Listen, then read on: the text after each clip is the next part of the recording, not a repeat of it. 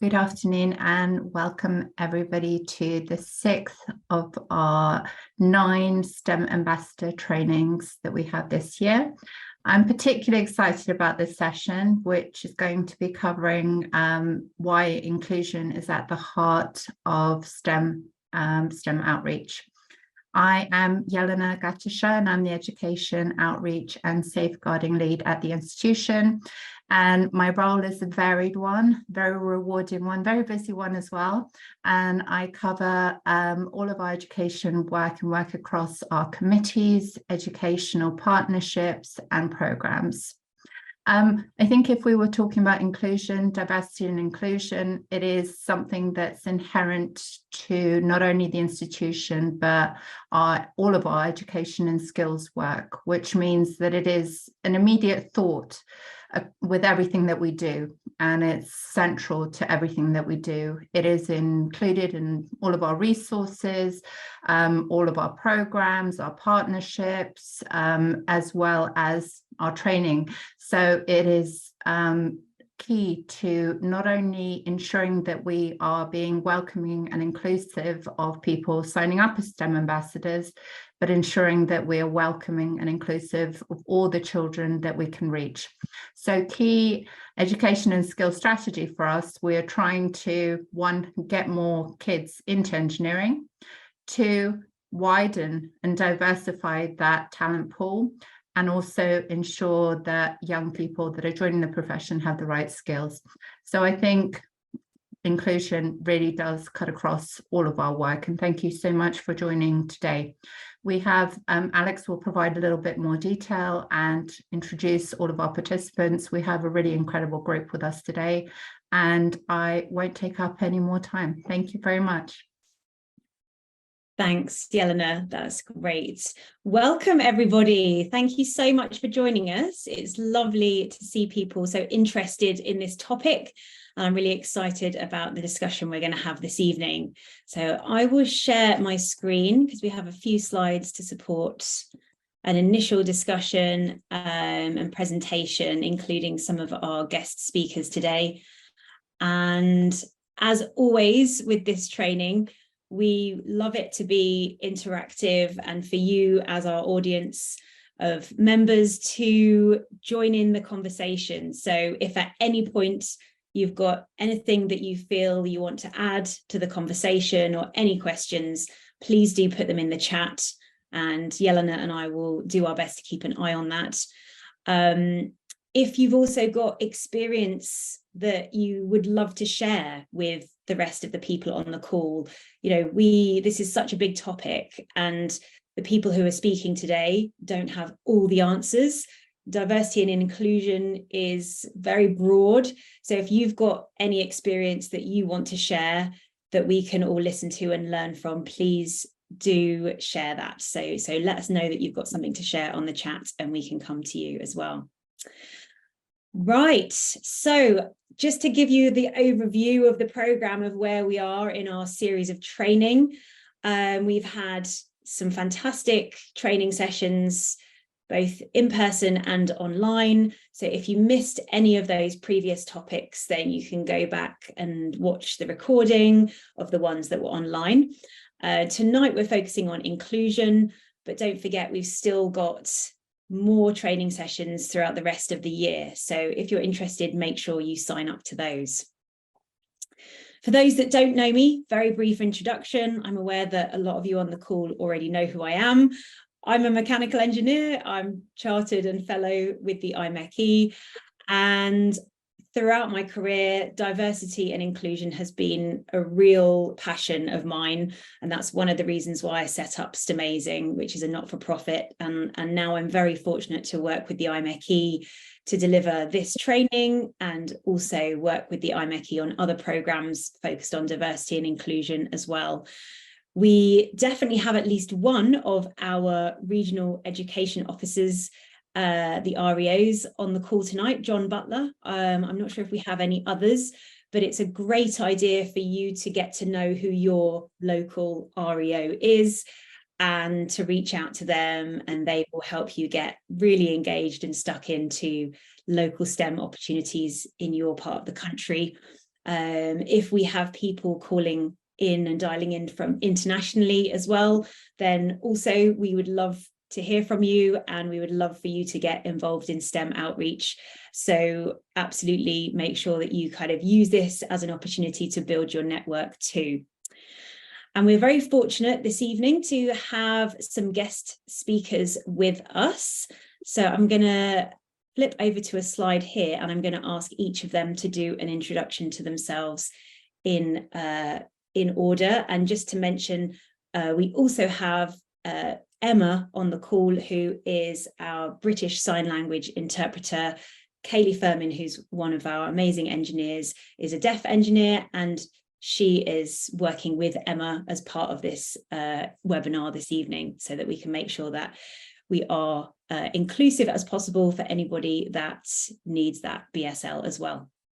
All right, fantastic. So I'll come to Faye first. Faye, if you can show us and say hi, show your camera and say hi, and do a little introduction to yourself, please. Yeah, hi. I'm not sure if I can show my.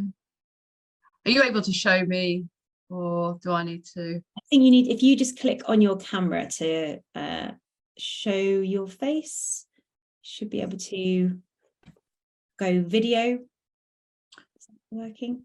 Yeah, video's on. I'm on. There we are. Yes, we can see you. Perfect. Brilliant. Yeah, so I'm a trained secondary school teacher, worked in mainstream, and now I am in special ed. I've moved to an SEMH school, which is social, emotional, mental health, and I've been there for about 10 years. We have all the way from key stage 2 all the way to key stage 4, and I am head of lower school, so the young ones, primary, but working their age would be, they're aged up to year 7s, but we're working at maybe key stage 1 at the most.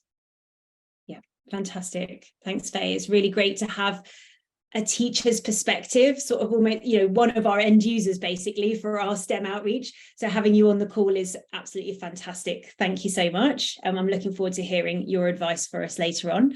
Thank you. Kaylee, could we come to you next, please, for a brief introduction to yourself? Hello. Yes, I'm Kaylee, and I am a trainee operational technology engineer for Focus 7, and I've been working with them since 2020. I am just going into my final year of university, and that's part-time, and I've been involved in STEM outreach since 2019 when I started university, and my passion is to get more accessible sessions in for deaf students, and so I was lucky to be a part of the STEMazing program, and I've taken those resources and I've been making contacts within the deaf community and continuing to take those amazing resources out there. I've also been involved in the Big Bang Fair, and yeah, I think I've done some stuff with IMechE as well, yes, to translate some of the posters. So yeah, that's me. Fantastic, thank you. Yeah, Kaylee is amazing, and it's been so fantastic working with Kaylee as part of STEMazing, which the IMechE sponsors. So we're able to reach more women in STEM and more young children, and Kaylee was amazingly offered to translate all of our STEMazing activities into British Sign Language and deliver them to a couple of classes of hearing impaired and deaf children. So that was really eye-opening for me as to how we could deliver those hands-on practical activities with a woman engineer role model and do it all in British Sign Language. So that blew me away at how amazing that is. And it just shows what happens when you get a diverse group of people involved in things like STEM outreach, what you can do to be inclusive. So thank you so much, Kaylee. Fantastic. And I look forward to hearing more about your advice that you have for us to make our STEM outreach accessible later on. Thank you. And Lisa Jane Cook, over to you. Do you want to do a brief intro to yourself, please? Hi, good evening. So I'm Lisa Jane Cook, and I'm a refrigeration engineer. I've been in the industry 23 years, so that's quite some time, predominantly working in product design, but more recently in system design. So I work on live sites now. I've been a STEM ambassador since 2020, but I'm really started to get involved actually with that when STEMazing launched, which was sort of mid 2020, wasn't it? So yeah, it's something I've become really passionate about. I love just sharing the experiments and the joy of STEM with young people. Fantastic. Thank you, Lisa Jane. And your energy and enthusiasm and how much you do on a voluntary basis, it just blows me away. So it's fantastic to have your advice as well. And maybe also looking at sort of how you could give some advice about leveling up as a role model as well. And I know, you know, you've won so many awards and you get involved in so many things to support and empower other people to be more visible role models. So any advice you've got around that for our audience would also be fantastic. Thank you so much. Right, so we're going to get into some great discussion and loads of fantastic advice for the audience this evening. I want to ask the audience a question first. So why is inclusion at the core of STEM outreach just so important? Why do you think this is such an important topic to consider? Now, I'm sure we all have some obvious answers to that, but I wanted to see what everyone in the audience today is thinking about that and why you think it's so important. So please just put a couple of words or a sentence in the chat about why you think this is such an important topic to discuss as STEM ambassadors and IMechE members, and why we should, you know, why you turned up tonight, I suppose, why you put yourself here as part of the conversation. Let's see what comes up in the chat.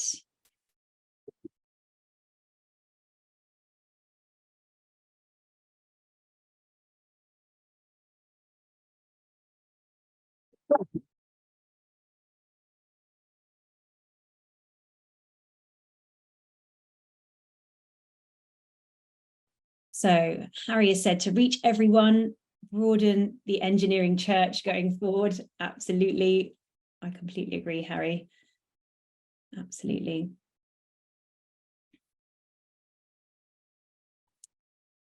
Yeah, thank you, Faye, because the pupils that will make fantastic engineers are the ones that learn in a different way. I love that. John has said to include as many people as possible. Absolutely. Yeah, fantastic. And whilst you're still putting some stuff in the chat, feel free to carry on putting your thoughts in there. I've got some stats here that I think are very stark and why it is so important. If you look at, and really this is what exactly what John and Harry were saying, when we look at the situation that we have in our STEM industry and particularly in engineering, where we've got an annual STEM skills shortage costing the UK alone £1.5 billion. That is stark, that our economy is missing out because of that STEM skills shortage. And then the fact that, and this is sort of perpetuating year on year, numbers from Engineering UK to say that we have a 59,000 person shortfall of engineers annually. So we're crying out for more engineers. We need more engineers. So exactly, we need to broaden the pool, widen the pool of talent that we are able to draw on to get more engineers, full stop, into our industries.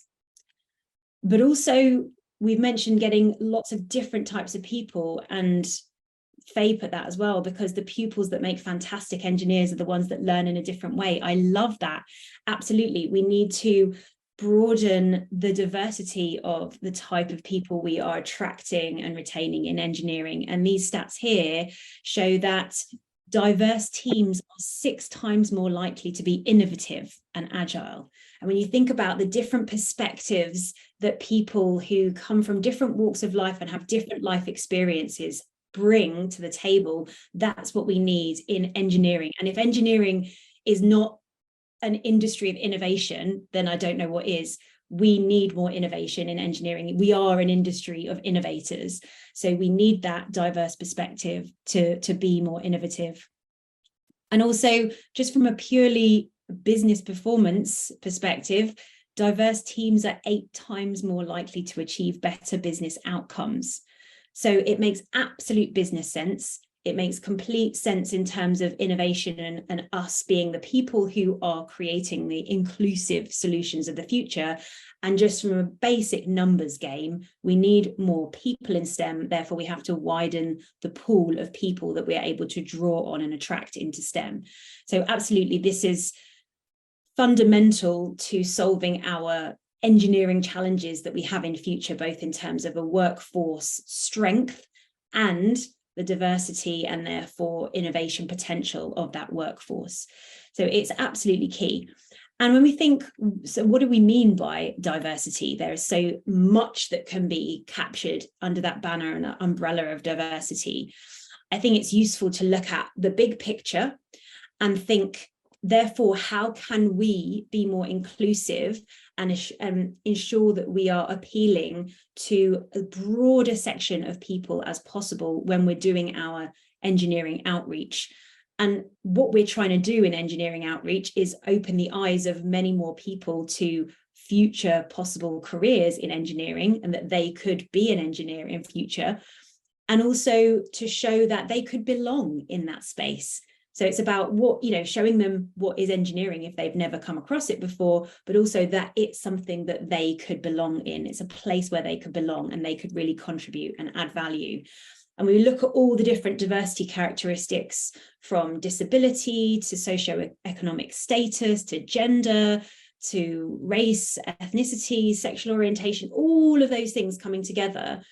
That's what we can mindfully be aware of when we're doing our STEM outreach, to ensure that we are appealing to the broadest section of people as possible and not excluding anyone. So making sure that we are role modeling and allowing people to see themselves in what we show, as well as making whatever we're doing, be it an activity, a talk, a workshop, whatever it is, accessible to everybody. So I think considering those two things, diversity, you can't be what you can't see. So having diverse role models, which covers, all of these parts of diversity, all of these different characteristics of diversity, but you are not going to tick every single one of those boxes.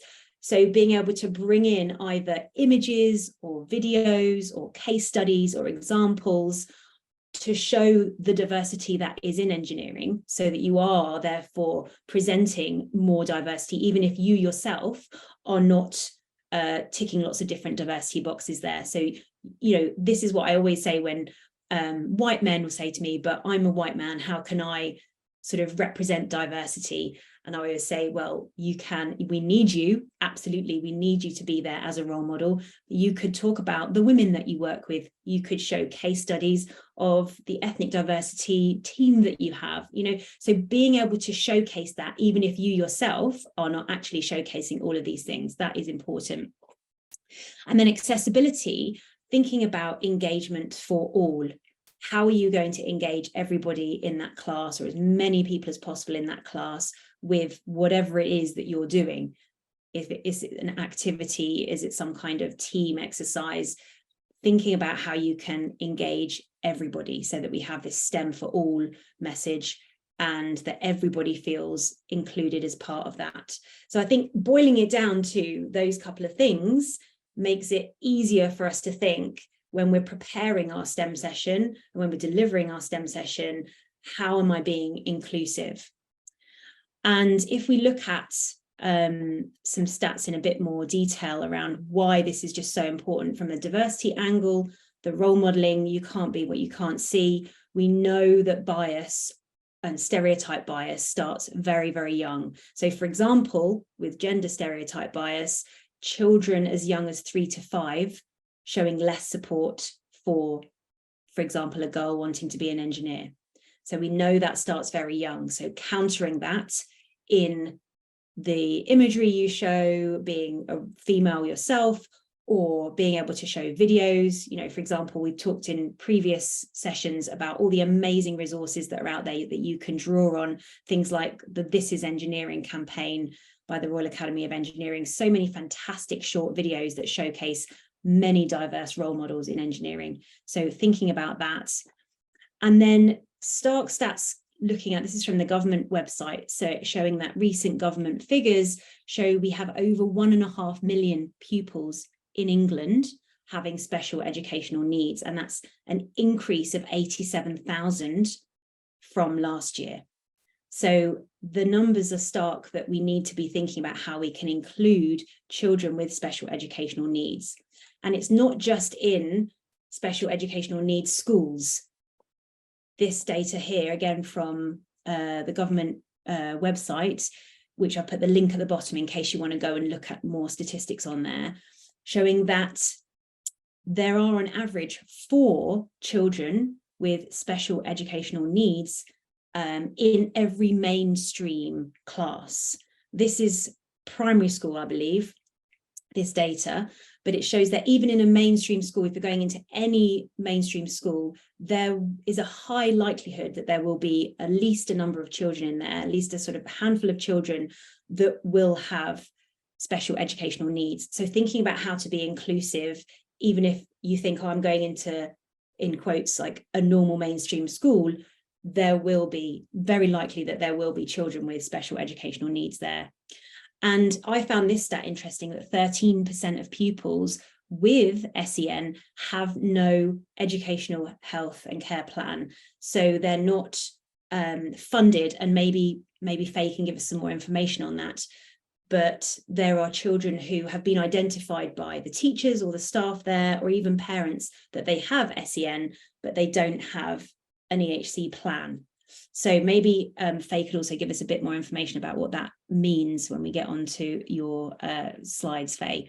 So this is all showing us that, exactly like you said in the chat, this kind of topic is very important for us when we're thinking about how we can be as effective as possible as STEM ambassadors, engineering ambassadors, getting out there and attracting as many people as possible to open their eyes to engineering, and attracting, you know, the most diverse and creative and innovative thinkers is absolutely vitally important. Okay, Faye, I'm going to come to you now, and I would love if you could first of all give us maybe a bit of an appreciation of SEN and EHC for people who don't necessarily fully understand those terms, and then talk to us about your advice on how we can be more inclusive and make our STEM outreach more accessible. So I'll go onto your slides, and feel free just to shout out next slide when you want me to move on. Thank you. Yeah, SEMH. So our pupils, so their social, emotional, mental health is their primary need, but they come with lots of complex needs. But I would say the one thing that I would say most, or if not all, SEM pupils will have is a history of poor or negative experiences in education. And I think whether they are in mainstream or whether they come to an SEN school, their history it always tends to be a negative. So the key to working with any SEN is building relationships, and that's really hard to do when you turn up for one session. I know that, but I have to say, Lisa Jane was amazing. She came every week for 6 weeks, and you know, the progress that she made in terms of building relationships was really was truly admired. I was really admired by her, and the way that she came in relentlessly and kind of reflected on practice and just came back, and that showed our pupils so much. But yeah, I'd say the key thing is to build relationships, and how you do that when you're walking into a class is very hard, but maybe just a very quick starter where you ask them kind of what animal are they or what color, kind of gives you a quick chance to build a quick relationship with them. And at the bottom I have this just a plastic thing of boats, and they're really good just having a tank of water, and for them just to show you where they are, whether they're at the submarine at the bottom or whether they're flying along on a hovercraft. Just helps to make that very quick connection. And even if they don't want to give you that, that also gives you a little bit of information about where you are with that pupil, because, you know, relationships and communication is key. So if we could just go on to the next slide. Thank you. So I kind of thought, when I was thinking about the way that Lisa Jane came into Little Green, and I think she just showed these values, and I think this is what really worked. She came in, and the fact that she came, they were amazed that someone would come to our school. She came in with all the resources. She showed just kindness and gave them that time, and that spoke volumes to them. She modeled it, you know, and they see that, you know, people out there will come and spend that time with them and give them these opportunities. She was accepting of all their behaviours and kind of carried on regardless of whether a table got flipped or whatever happened. We just, you know, carried on focusing on the positives, focusing on the tasks that she wanted them to do, and yeah, just kept coming. And I think it showed a lot of courage, because it isn't easy. It's not easy coming into a school that you don't know, with pupils that have complex needs. But she got in there and she came in with a different activity, which I think hooked the pupils in. So she came straight in, and instead of standing up there talking, it was like, right, get on with something. So she hooked them in, and then within that time, she was able to bring the learning in. And I think that was really key. So all of a sudden, actually, it became very pupil-led. And that's hard to do. That takes courage, to allow your pupils to kind of go where they want to go with your activity and just go, yes. Being able to just say, yes, you can do that. Yes, you can. And, you know, yeah, and it might not be exactly where you wanted it to go or what you wanted it to look like, but letting them do that, and them starting to ask questions. And I still remember Lisa linking what she did with, you know, something that would link to them. So their understanding of cooling and keeping things cold. I still remember like thinking about, all right, just remember that Lisa Jane works in like some kind of fridge. But they were like really keen to start, by the end, kind of find out more about it. And that was because of that coming in, giving them an activity, not really saying why they're having to do it, but just kind of hooking them in, and then starting to give out that information. And I think, yeah, she really modeled those values, and I think that was key to kind of, you know, because all our pupils, you can see from the iceberg, they have so much going on, but you're just kind of helping and focusing on the positives. So, okay, pupil might have stormed out, but actually saying, oh, brilliant, he was there to start with. He didn't stay the whole lesson, but that's fine. You know, what the key to kind of working with the SEM pupils is understanding that they're all on a journey, and for them, their next step might be to stay in a lesson for 6 minutes. And if they've done that, then that's brilliant, and we have to celebrate it and remembering that. So we've got my next slide. I've got just a few. So I think it's really important that you kind of have something that you want to do, and it's planned and it's broken down into clear steps, so that, because I know that with mine, they like, one of them will want to do it with like take their time and make it absolutely perfect, and other people just wants to rattle through it within, and you've got to let them go at their own pace and decide and have that opportunity to maybe go back, or when they're done, they're done. So having the instructions ready, visual, for them to get on with it, I think really helped. Having like showing them doing it yourself, so you know, having ones that you've made earlier or bits that you've made earlier always really helped. I think finding out before you go to a school, deciding whether you're going to focus on their age they're at or their stage in terms of their learning stage. So for us, you would focus on their age, because they're 10, 11 years old. Their social emotion, their reading and writing is a lot younger, but what they're wanting to learn is the same as any other 10 and 11-year-olds. So pitching it at their age as opposed to their academic stage is really important, but that might be different depending on the SEM and SEN type of school you're at, or with the pupils that you're working with. I'd say lots of visual aids to check their understanding. So just some of the things that I use is like your classic traffic lights, or the just showing the face as to how much you've understood.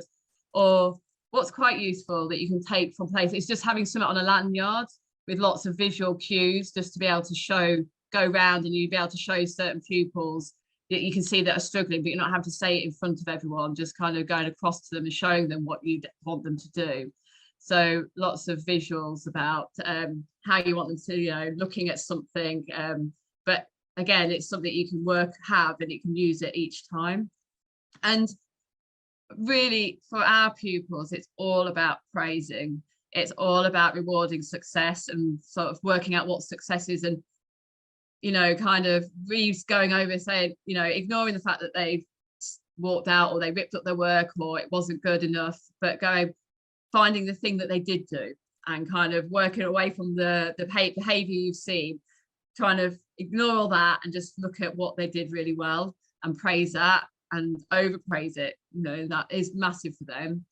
And then just in terms of barriers, I tell you what, if you go into an SEN school and you say, right, there's no pens, you will definitely see a change in body language. All of a sudden they will relax because they think, right, okay, I'm not got that pressure of having to write or to do something that they find really hard.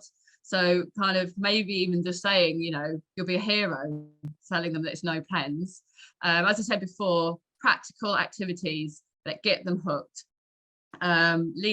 pupil led, and just kind of saying yes to them. That is allowing them, because it is very hard to say, oh no, that's not actually what I wanted you to do today, or that's not exactly how I planned it. But it's much braver, and showing them the courage that you will allow them to set it off as soon as they decide to make it, rather than waiting to go outside. I think Lisa J, we had quite a lot of confetti in the classroom, and lots of things like that. But that's, they're still learning. They still really enjoyed it, and they still do remember it. They remember Lisa Jane, and they remember her car. I think so. But one other thing I would say is you might is calling them in on things. So you might get them calling out. They can say random thing or trying to but actually saying, rather than saying, please, no, that's not appropriate, or please don't say that, or you're stopping, kind of say, oh, so why did you say that, or why do you think that, and kind of calling them in on things. So that really helps with building the relationship. So if you are trying to get, you're talking about women in the engineering, and then a comment comes out, or something about an inappropriate comment, or something that you feel that's not appropriate for that conversation, but actually if you are able to have the confidence to say, so why did you say that, and that will really help with kind of explore, because if you just cut it down, then you're never understanding where their opinions have come and why they say that. And it's something that we've really brought into our school, with the word, using the word gay, using the word being a girl, like all those sort of labels. When you get those, if you can have the confidence to call them in, it's a really strong way to kind of, you're not doing it to embarrass them, you're not doing it to put them down, you're just doing it to have that conversation and just say, so, and it doesn't have to be in the whole group, it could be that you go over to them afterwards and just say, oh, well, why do you think I shouldn't be an engineer, or why do you think, or that's kind of, I think, is a really useful tool. And I think that's, unless anyone's got, oh yes, this was just a really quick way of thinking, thank you. A way of thinking about your lesson or your activities, and just thinking about the way that you want it to be. And pace is a really good way of just thinking about it. You want it to be fun.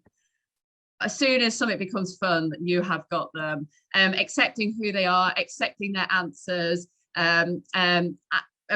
whatever they give you, saying thank you for, allowing them to be curious, let them go with it where they want to go, and just kind of always just being really excited for them and give them that kind of positive attitude, and just saying, you can do that, you can absolutely be that person. They've got every right to, to have aspirations and to be successful. And yes, thank you so much, Faye. And I love that pace, actually. Playful, acceptance, curiosity, empathy.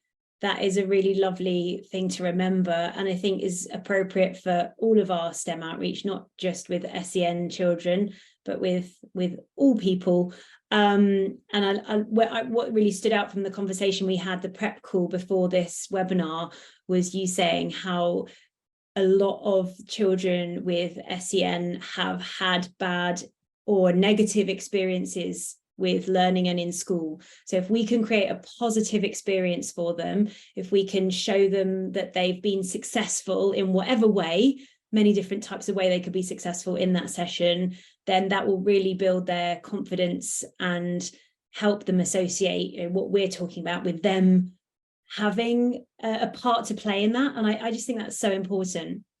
Yeah, and I think if you do that, this would be beneficial for all pupils, whether they're SEN or not. You know, that I think, and if you think about this as a whole way of teaching or delivering, then every pupil will benefit from this, not just SEN. And that's often the way when you think about how to engage and make things accessible for the minority, you often benefit the majority as well. We talk about that a lot in diversity and inclusion. And this is a way of helping us make sure we're bringing in SEN pupils, even in a mainstream school where they will be in the minority, bring them in, and all the other children benefit as well. So I love that. Thank you so much. If anyone's got any questions for Faye, any specific points, or anything you wanted to bring up from your experience, or any concerns you have, worries, questions at all, put those in the chat and we can pick those up at the end of the session. Thank you so much, Faye, for that. Right, okay, so next I'm going to come on to, I think I've put it in this wrong order, sorry. I think actually I've got Lisa Jane next. So is that okay, Lisa Jane, if you can come on and tell us a bit about your ideas and advice that you would have for STEM ambassadors on the call, or even people who are not yet STEM ambassadors but considering becoming STEM ambassadors, and from your experience, how you can make STEM outreach more accessible. Thanks, Alex. I suppose I just really want to say, to start off with, working with pupils like this is really, really rewarding, because actually I found them to be the most engaged. Like as soon as you've captured their interest, and like Faye said, to go in and actually just start with that practical activity and then to explore the ideas around it, and to see them really light up and want to be a part of that journey is just so rewarding, like more so than when you go into a mainstream school. So I definitely encourage people to do it. And yeah, I've put a few tips together. So be prepared. Obviously, there's the normal preparation that needs to go into delivering that class, but these pupils are amongst the most creative and curious. And as Faye said earlier, it's very easy once you meet them and start to see the skills and abilities they have, to actually see their potential to move into STEM careers. They look at things from a perspective that, you know, we don't normally look at things, and actually for us that's really, really good as well, because it gives us that new perspective, not only to look at the experiments in a different way, but also the work that we do every day. They ask the most amazing questions and they come up with the most fantastic ideas. So to just be prepared for that, for things to perhaps not go the way you might expect them, but actually you're going to end up with a fantastic result anyway. Be sure to always outline the task with the class leaders, and again that probably does go for all of the classes that you're going to do, but in this instance it's really good to actually to outline that with the teacher and allow them to give you some feedback. There might be something they think that might not work or could be really quite too tricky, so we like to sort of outline those and just make sure there's a really clear understanding of what we're going to do, and also from the class leaders sort of point of view, so they know the kind of mess that we might be making at the end of it, because sometimes it does get a little bit messy, but we like that kind of fun anyway. I would always say as well to ask the teachers if there are any pupils with specific considerations, because there may be elements of the experiment where there may be sensory issues, or like I said, they might have aversions to sound. So it's sort of being aware of some of the things that affect those pupils, and actually how that might really exclude them from that activity. So that's really important in my opinion. To consider any challenges that the activity might bring. And again, there will always be challenges with any of the classes that you do. not everybody's great at everything, and that's something that we know ourselves in the jobs that we do every day. But of course, there might be some different sort of challenges to work around, and be prepared for that. While you might have talked about the class that you're going to deliver before you deliver it, when you're actually delivering it, there might be something that we hadn't expected. So again, just to sort of have a bit of that flexibility in what you're doing. Always be patient and be adaptable. Encourage the students to actually persist with the activities. And like I said, some of them, they're not always that easy to do. There might be something that's a little bit tricky, and it's different for everybody. But yeah, just be prepared to sort of work around those. And then again, something that I want to take to every class, or that we try to take to every class, is to really, really encourage teamwork with them. Perhaps they don't often do that because they might be very focused on their own tasks, but actually showing them that we all have our own unique skill sets, and actually when we come together and bring that diversity together, that's when we really make these things successful. So it's sort of teaching them that, you know, they might not be the best at a certain activity, or they might find something really tricky or challenging, whereas, you know, the person sitting next to them has found it really easy, but next week those roles may well be flipped. So it's sort of demonstrating the importance of that diversity and the strengths that it can bring to the activities that we're delivering. Absolutely. Yeah, fantastic. Thank you, Lisa Jane. And in your experience of having done STEM activities or STEM outreach in mainstream schools and with SEN pupils, would you say that you kind of feel like you've become a better STEM ambassador because of your experience of doing both? Yeah, because like I said, they have the different perspectives. And that actually, you can take that back to the other classes that you do. All the time we're learning as much as the pupils are learning, and actually to be given that insight is really valuable. Yeah, absolutely. Thank you so much. That's great. Again, anybody in the audience, if you've got any questions for Lisa Jane, considering she's an engineer, she's also volunteers as a STEM ambassador. She's been through a journey of getting more and more experience doing STEM outreach. So no matter where you are in your journey, if you've got any questions for Lisa Jane, please do put those in the chat and we can come to those afterwards. Thank you so much, Lisa Jane. All right, fantastic. So next I'm going to come to Kaylee. And Kaylee, I'd love for you to give us your hints and tips on how you can make STEM outreach more accessible. And this is focusing on disabilities, but it'd be fantastic to get your sort of quick introduction as to the kind of STEM sessions that you've been doing and how you've learned to make them as accessible as possible.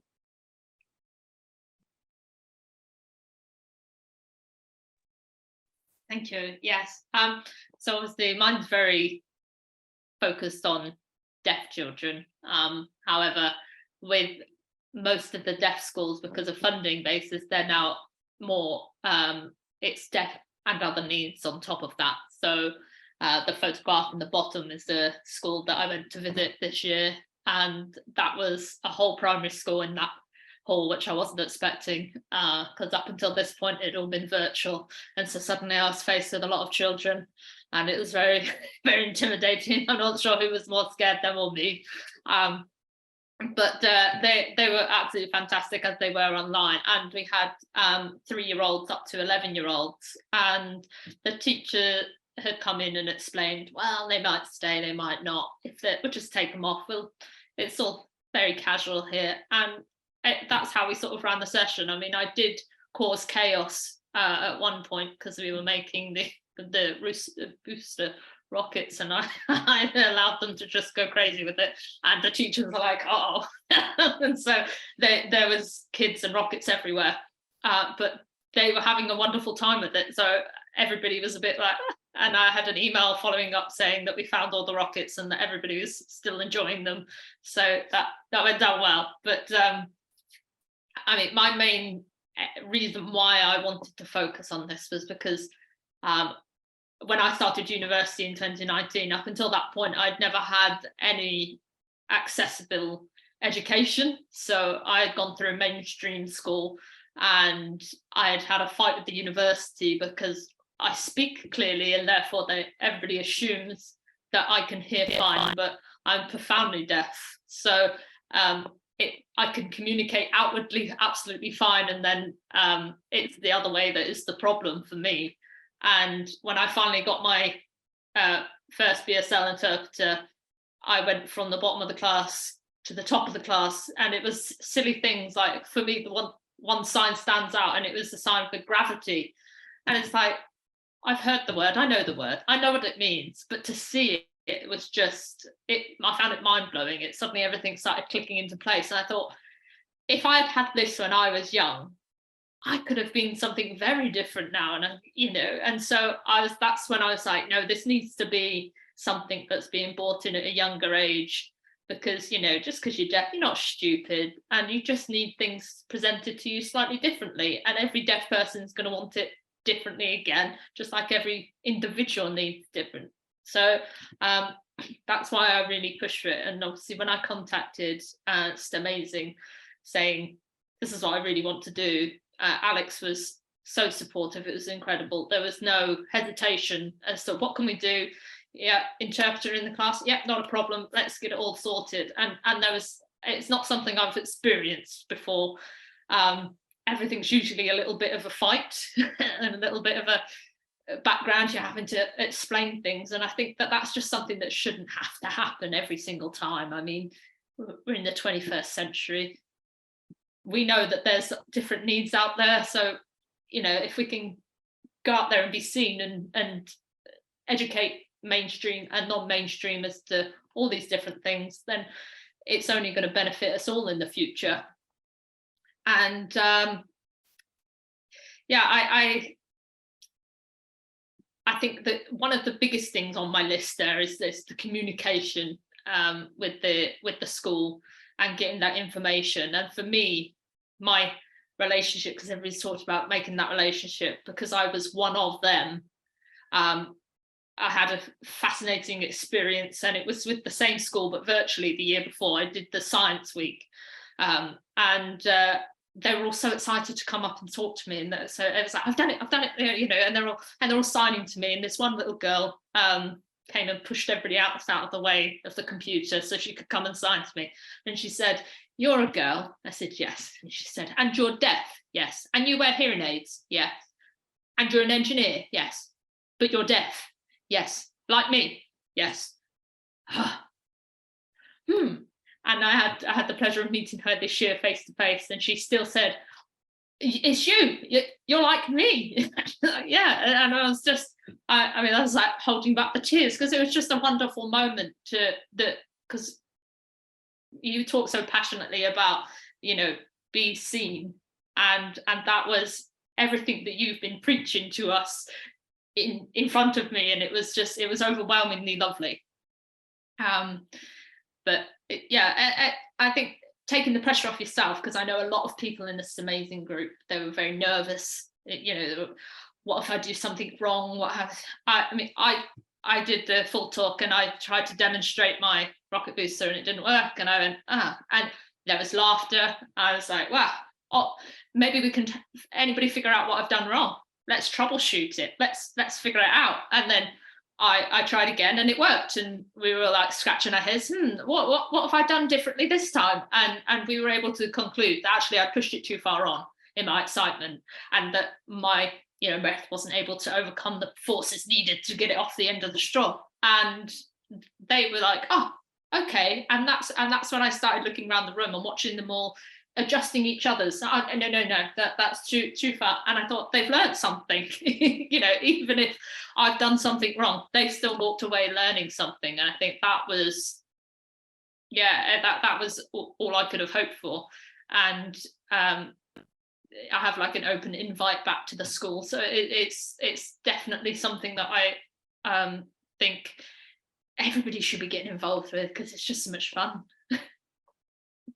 Thank you so much, Kaylee. That's fantastic. And it shows how rewarding and beneficial doing STEM outreach is for you, as much as obviously the children. And I think you can't be what you can't see. We often think of that as, you know, just things like gender or ethnicity. But the way you told that story with the young girl who was deaf, and she could identify herself with you and see you as the role model, and then see that, you know, therefore engineering is an option for her. I mean, that is why we do what we do. It's absolutely fantastic. Thank you so much. Right, I am going to stop sharing our screen because I'd love to come to questions, and then we can have all of our speakers highlighted or pinned so that everybody can see those. So if anybody from the audience has got any questions and wants to put those in the chat, then that would be great for our speakers, or anybody in the audience who wants to share their own experience of STEM outreach, whether that has been with SEN children or not. That'd be fantastic. So please do let us know. And I can see John Butler has put in there, engineering is about learning from mistakes. Absolutely. Thanks, John. So let me just spotlight everybody while we're waiting.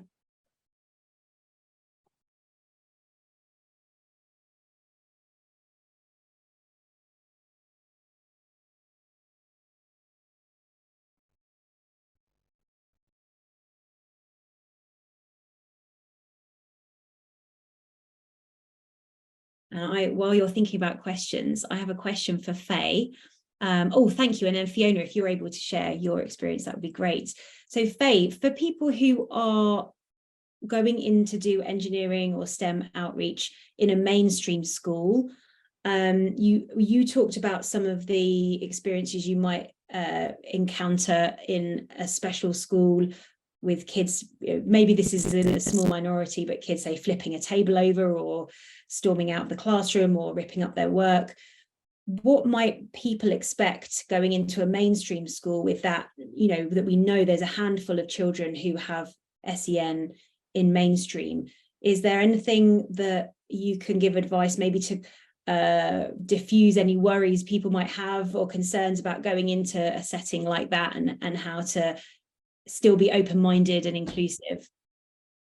Yeah, I think what I would be checking if I was going into I haven't been into mainstream for a while, but from what I remember, I would be very conscious of finding out if you've got everyone that's in the classroom, because I think that's when you might be missing the pupils that maybe can't cope or are having to regulate somewhere else or having time out, and maybe just ensuring that they get that activity or they get the lesson or you get the time with those pupils. Because sometimes when I talk to the pupils that come to our school, a lot of the time they would have been the ones that aren't allowed to get involved or can't be in there at that time or have struggled and therefore miss it, or it might not be right for you, so you better go.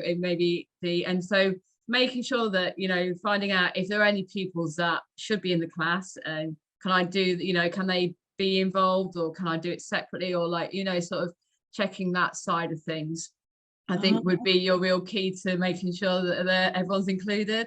Right, so that's really interesting. So that's a piece of advice that actually the teacher may have self-deselected some of the students and said they won't be appropriate for this. So actually for us to ask the question and say we would ideally love to be inclusive of everybody, and ask that question if they're able to come and try it. And like Kaylee was saying, the teacher said we may have some children leaving, or maybe they'll stay, we don't know. So actually, yeah, that's really interesting. So we may walk into a classroom and not even know that some children who are meant to be there are not there. Yeah, and okay. I think that's really key. And I think a lot of our pupils are the ones that will, you know, when we take them out on trips, they're like, we never got to do this, we were never able to do this. And, you know, finding out how can you help them access your activity, or how can they be part of it, would be massive. And it would be massive for them as well. Brilliant. Thank you. Fiona, so yes, you said you're happy to share your experience. Hi. Yeah. Can you hear me okay? Yeah. Mm-hmm. Yeah. So no, I just wanted to share, no, thanks. This is amazing information to have. I did the STEM program at U Academy in September. So I kind of finished up in January, and then I went into my own local school. But after that, then I went into a school that's in a town near enough to me. It's not like a SEN school, but they would have a good diversity inclusion is their big. So it's a little bit more diverse than your normal mainstream. So I knew going in that would be mixed, but I mean, it was such a beautiful school to work in. And I like for that I then went on to work in an actual SEND school, as you call them. But in even the one that you were just saying now, you might go into a mainstream school and there could be a mix. Like just what's just been said there is, yeah, just chatting to the teachers first and just saying, like, you know, what is the combination of kids here, and who needs you know, that little bit extra help, because the teachers are so used to them, right? Yeah. But it's more important for me to know, because I want to make sure that they get included. And when I went to the like, I suppose, the full-on SEND school, to be honest, I was very cautious, as in like, as not cautious, but I was, how am I going to do this? I don't have experience with kids with special needs at all. I didn't even know if I could. Like, so I didn't have any, like, you know, it's not like I brought it up with you or anything, so I didn't know how I was going to approach it. And I just thought, well, Fiona, just go in and just see what happens. Like, with me chatting to myself. Brilliant. And it's just go in and what's the way of saying it? I just met the kids where they were at. Yeah. I went in and a little about some of the questions that were shared, and just asking them, like, you know, tell me something, you know, tell me your name, I'll tell you my name, you tell me your name, and kind of play a bit of a game. I left a lot of the theory of the stuff out. I picked one or two of the simpler exercises to focus on. I left a lot of the theory. I'd give them a little bit. I kind of was able in the first few minutes of introducing who I was and asking them who they were or something, to gauge what the level was at. So they all got to experience something to do with the experiment, but I loaded on where I felt they could take it. Now, sometimes you'd have mixed capabilities. So you might have, like, say if there was 6 in a class, because some numbers are very small, you might have 1 or 2 that are very, you know, I suppose challenged, and other ones that are kind of, maybe they're up for a bit more. So you kind of have to just float and bend with it. Yeah. And sometimes really, there's just no book. You just have to follow your instinct and give them something that they leave away with something. And, you know, some time spans are a bit harder to whatever, but yes, I sat there experiencing outbursts, and I sat there experiencing, you know, shouts and somebody crying and whatever. And it was like, well, this is fine. This is all normal. It didn't distract from, it was like, okay, we better stop now till this is sorted. So thank you, Fiona. That's really helpful to hear that. Thank you. And it's really interesting. I think there's definitely a theme running through that. Get out there and give it a go and try and experiment and kind of stretch yourself in settings that maybe you're not 100% comfortable with, because you will learn and develop as the STEM ambassador, and the children will absolutely benefit. And this is exactly why we're doing it, because we want to engage and inspire more young people with those diverse, different perspectives. And like Lisa Jane was saying, the creativity, and Faye was saying, they're the people that are going to be able to give us the innovation that we need in future for inclusive solutions for everybody.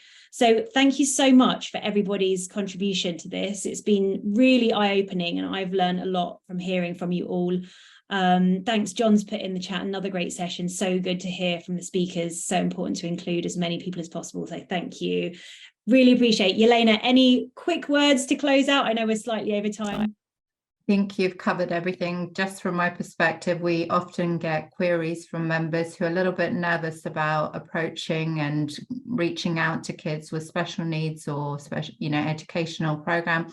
But I think we want to support you. Please look at, and I want to put a link to some of the slides. There's some good tips there, and venture out, try and reach out to this group. We don't want to leave such a large proportion of the population behind. There's definitely some great engineers in there.